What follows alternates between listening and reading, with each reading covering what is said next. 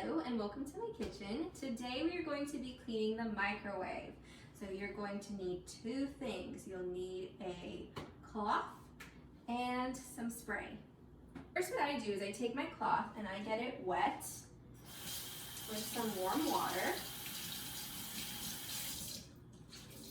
I squeeze out the water, and then I take my spray bottle and I spray the outside of the microwave a bit and start wiping it down so that it is nice and clean.